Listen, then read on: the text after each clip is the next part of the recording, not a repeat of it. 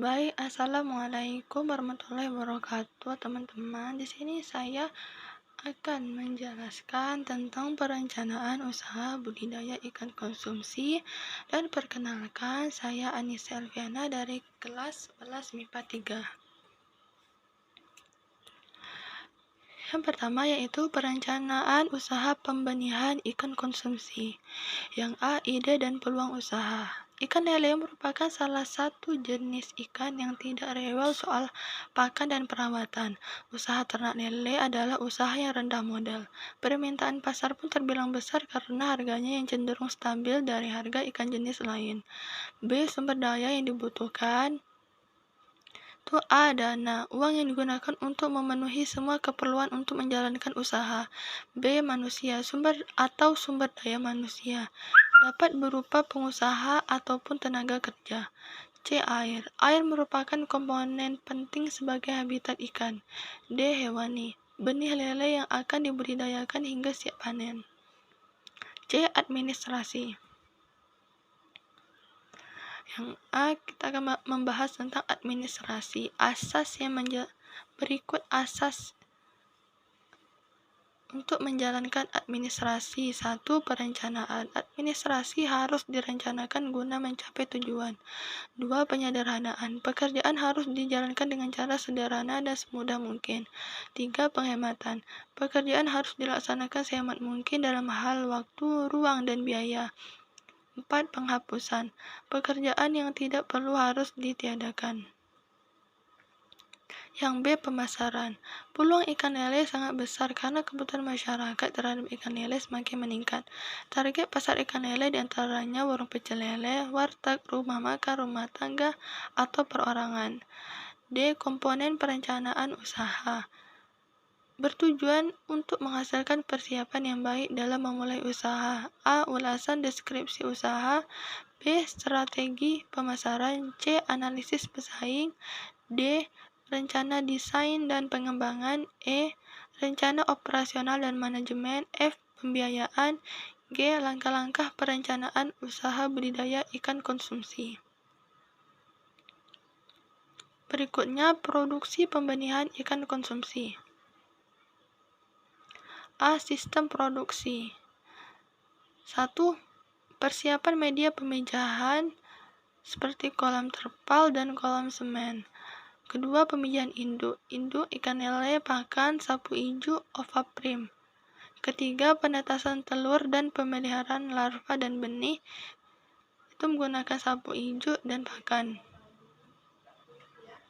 B. Penyiapan kolam. Berdasarkan proses pembenihan dan fungsinya, ada 4, yaitu A. Kolam pemijahan, B. Kolam penetasan, C. Kolam pemeliharaan benih, D. Kolam pemberokan, C. Pembibitan. Ada 4 juga, yang A. Pemilihan indukan yang baik, B. Cara pemijahan benih ikan lele, C. Tahap pendederan, D. Memindahkan benih ikan. D. Pemeliharaan. Kolam larva harus memiliki aerator, suhu kolam berkisar 29 derajat Celcius. Larva tidak perlu diberi makan selama 3-4 hari karena masih memiliki persediaan makanan. Setelah 4 hari, larva diberi pakan kuning telur yang direbus dan dilumat hingga halus. Larva yang berumur 7 hari selanjutnya diberi pakan cacing sutra. E. Pemberian pakan. Ketika benih berukuran 1-2 cm, benih diberi pakan tabung pelet yang memiliki kadar protein lebih 40%. Jenis pakan dapat berupa PSC atau DO. Doa pakan harus diperhatikan agar tidak menumpuk di dasar kolam yang dapat membentuk amonia berbahaya. Jika sudah berukuran 2-3 cm, benih diberi pakan F99 atau PF1000 atau pelet yang berbentuk butiran hingga berukuran 4-6 cm. Pakan diberikan dengan frekuensi 4-5 kali sehari. Proses pendederan berkisar 5-6 minggu atau hingga benih berukuran 5-7 cm. Selanjutnya yang F, pemeliharaan kesehatan. Tindakan pencegahan, itu persiapannya wadah, pengeringan, dan pengaburan. Pemberian kekebalan tubuh, seperti imunostimulan, glukan, probiotik, dan multivitamin.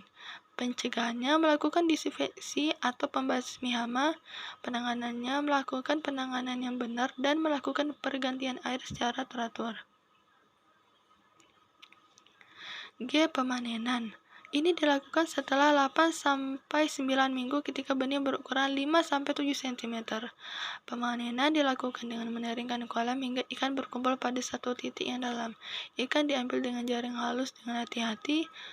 Tampung benih di dalam wadah yang diisi dengan air dari kolam yang sama agar tidak stres. H. Pengemasan. Sistem terbuka. Benih diangkut dengan wadah yang airnya masih berhubungan dengan udara bebas. Biasa digunakan untuk jarak dekat dan waktu tempuh tidak lama. B. Sistem tertutup. Pengemasan menggunakan wadah tertutup dan dapat digunakan untuk jarak jauh. Pengusaha harus cermat dalam perhitungan kebutuhan oksigen selama perjalanan dan memperhatikan penambahan bahan. Selanjutnya yaitu perhitungan titik impas usaha pembenihan ikan konsumsi. Yang A. Biaya tetap. Biaya yang tidak mengalami perubahan meskipun volume produksi berubah. Komponennya tempat usaha, bak dan ember, timbangan, meteran, dan jaring. B. Biaya tidak tetap. Biaya untuk per unit yang akan berubah. Jika mengalami perubahan jumlah unit produksi atau penjualan, seperti pakan ikan, obat-obatan, dan bahan bakar diesel. C. Taksiran harga jual. Harga jual didapat dari perhitungan total biaya ditambah keuntungan dibagi volume produksi. D. Perhitungan BEP usaha budidaya ikan lele. BEP adalah suatu jenis analisis untuk menentukan dan mencari jumlah barang atau jasa yang harus dijual kepada konsumen. BEP bertujuan untuk memberikan informasi mengenai volume dan laba penjualan.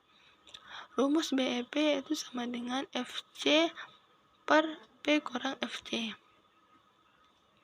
Selanjutnya, strategi promosi produk usaha pembenihan ikan konsumsi. Yang A. Target konsumen. Itu ada 3, pedagang ikan besar, warung makan dan restoran, dan rumah tangga. B. Pesaing usaha. C. Perencanaan promosi. D. Promosi produk.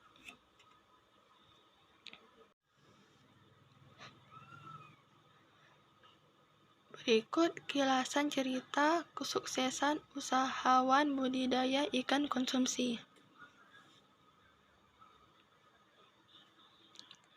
Ia bernama Ibnu Muslim, mantan TKI yang sukses jadi bos budidaya ikan air tawar.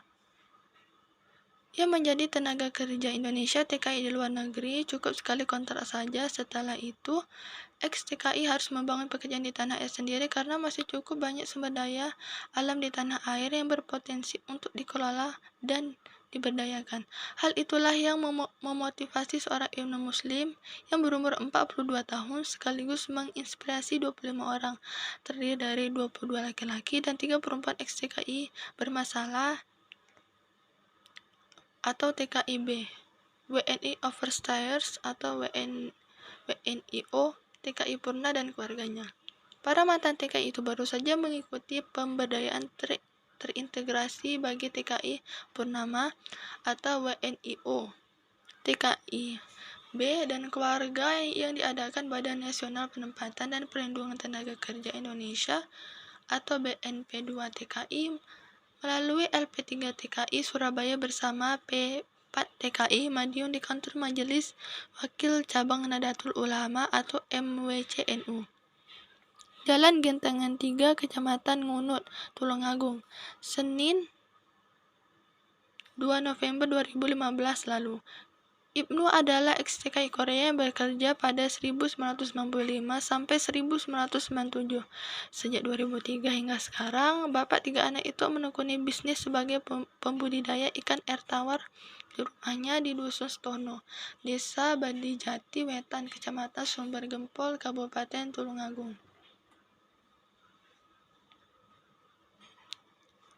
Selain berbisnis, Ibnu atau akrab disapa Benu atau Beno sehari-harinya menjadi pengajar di Pusat Pelatihan Mandiri Kelautan dan Perikanan atau P2MKP, Mina Makmur, Kabupaten Tulungagung. Di depan para peserta pelatihan itu, ia berbagi pengalaman dan suka dukanya hingga sukses menjadi pembudidaya ikan air tawar yang memiliki 42 petak kolam ikan.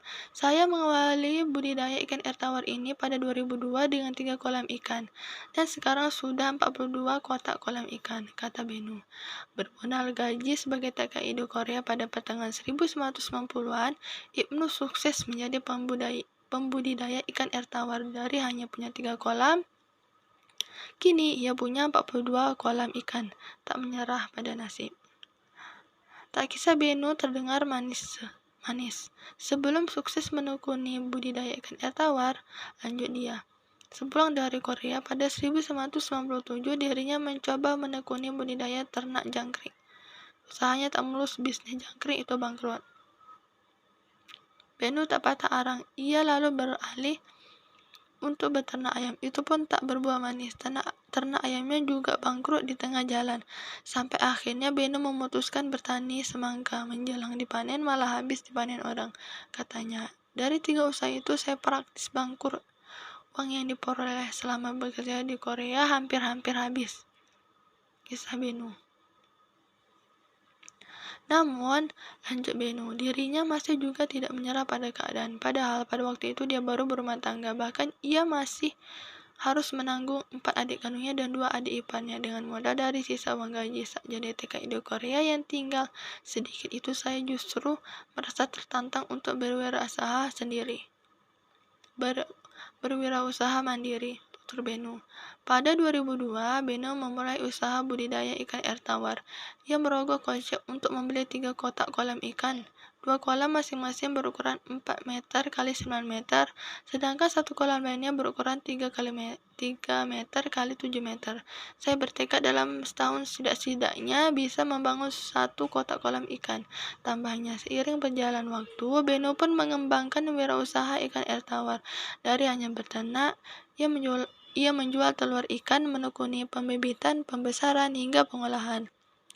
Wirausaha ikan ini tak ada yang dibuang, tidak hanya daging dan kulit ikan, bahkan duri ikan pun dapat dikelola menjadi makanan ringan berupa keripik duri ikan, katanya. Benu mulai menemukan hasil dari wirausaha budidaya ikan air tawar tersebut. Kolamnya terus bertambah. Kini ia punya 42 kotak kolam ikan. Tak hanya itu, dia juga menjadi pengajar di P2 MKP Minang Makmur, Kabupaten Tulungagung. Namanya seringkali didapuk menjadi narasumber, motivator, dan inspirator dalam berbagai pelatihan di Kabupaten Tulungagung maupun di luar Kabupaten Tulungagung. Pelajaran yang dapat kita ambil yaitu kita dapat belajar bahwa jangan cepat menyerah, teruslah berusaha dan mencoba. Dari cerita Ibnu atau disapa dengan Benu, ia terus mencoba dari usaha budidaya jangkrik, beternak ayam hingga bertani semangka yang ia lakukan semua gagal, dan hingga uang yang ia punya hampir habis. Tapi ia tidak pantang menyerah pada keadaan. Ia menggunakan uang sisa kerjanya di TKI untuk budidaya ikan air tawar dan membeli 3 kotak kolam ikan, dan ia pun berhasil dan sekarang ia memiliki 42 kotak kolam ikan. Pepatah mengatakan itu usaha tidak akan mengkhianati hasil. Sekian dari saya, terima kasih. Apabila ada kesalahan dalam saya berkata, mohon maaf sebesar-besarnya. Sekian dari saya. Wassalamualaikum warahmatullahi wabarakatuh.